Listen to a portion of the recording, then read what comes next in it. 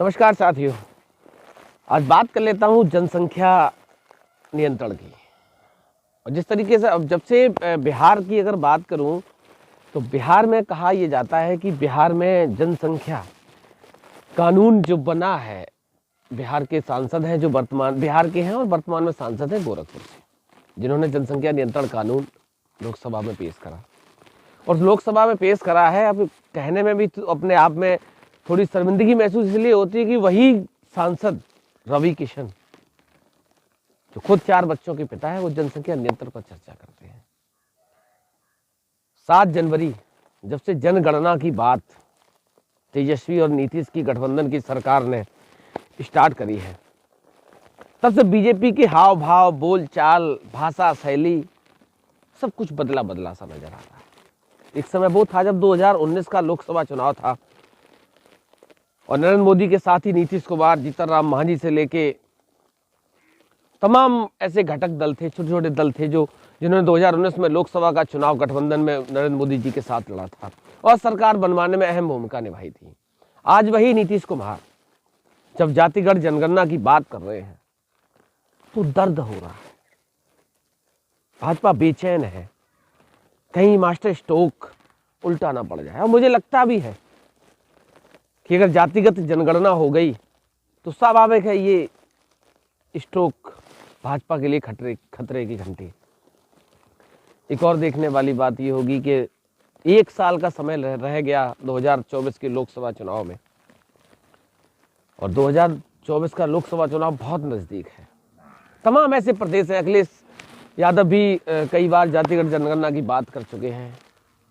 प्रधानमंत्री को पत्र भी लिखा गया, चाहे वो कांग्रेस की सरकार रही हो, भाजपा की सरकार रही, क्योंकि जातिगत जनगणना का फैसला राज्य अपने स्तर से तो ले सकते हैं, लेकिन उनको अप्रूवल और प्रपोजल तो केंद्र सरकार की सहमति से ही लेना पड़ेगा। और कहीं ना कहीं शुरुआत हो चुकी है। जो भी सरकारी कर्मचारी हैं वो जातिगत जनगणना सबसे पहले तो गांव-गांव जाकर समाज की बात करेंगे, जाति की बात करेंगे, उपजाति की बात करेंगे। और ये कहीं ना कहीं 2024 के लोकसभा चुनाव में भारतीय जनता पार्टी के लिए खतरे की घंटी है। बिहार को स्पेशल पैकेज का वादा करा था 2014 के लोकसभा चुनाव में इस देश के तत्कालीन प्रधानमंत्री नरेंद्र मोदी ने। उन्होंने कहा था 10,000 दूं, 20,000 करोड़ दूं, 80,000 करोड़ दूं, 90,000 करोड़ दूं और शायद 1.25 लाख करोड़ रुपया बिहार के स्पेशल पैकेज का वादा किया गया था। और धरातल पे अगर बात करूं तो बिहार की स्थिति किसी से छुपी नहीं। भूमिहीन है, कौन कचरा धोता है, कौन नाला साफ करता है, कौन जो है आप भीख मांगने का काम करता है, कौन एक कमरे में प्रधानमंत्री जी से मिलके आए थे, उसमें माननीय मुख्यमंत्री जी का भी हम लोगों को सहयोग मिला और हम लोग सब लोग मिल करके आए और भारत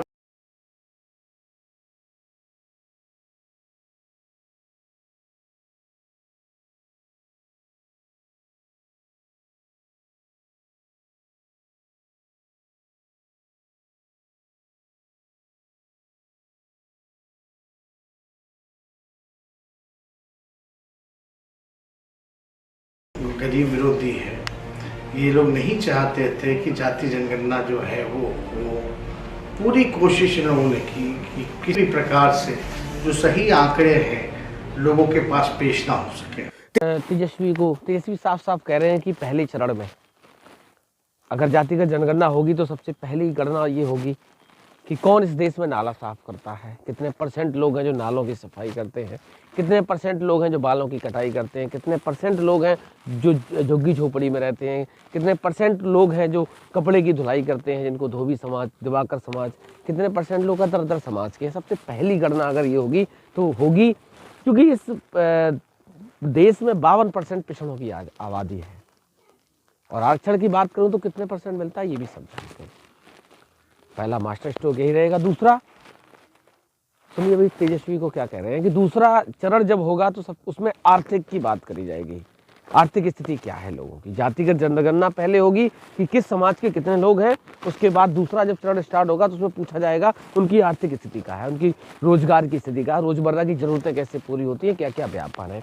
ऐसे बहुत सारे मुद्दों पर जातिगत जनगणना स्टार्ट करी है बिहार की सरकार ने, जो कि 7 जनवरी से जब से घोषणा हुई है कि अब बिहार की सरकार लोगों से उनकी जाति पूछेगी, जाति के बाद उनकी आर्थिक स्थिति पूछेगी, उसके बाद आगे की जो भी पॉलिसीज़ होती हैं गवर्नमेंट की उनको लागू करने का काम करेगी।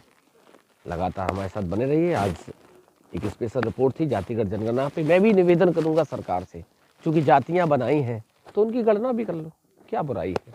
अगर लोगों को जाति के आधार पर आरक्षण मिलने लगे तो इसमें सरकार को क्या दिक्कत है। वादा तो आपने भी करा था, 2014 में भी करा, 17 में भी करा, 19 में भी करा, और हो सकता है 24 का चुनाव है फिर आप वादा करेंगे कि हम भी करेंगे जातिगत जनगणना। बट करने में आपको शायद कहाँ झिझक है, कहाँ संकोच है, और क्या चाहते नहीं हो, ये आपकी मानसिकता, आपकी सोच पे निर्भर करता है। निवेदन मेरा यही है कि आप लोग भी इस पहल को आगे बढ़ाएं जो बिहार ने शुरू करा, अन्य प्रदेश भी करें, जिससे आर्थिक स्थिति लोगों की पता चले और किस समाज के कितने लोग हैं।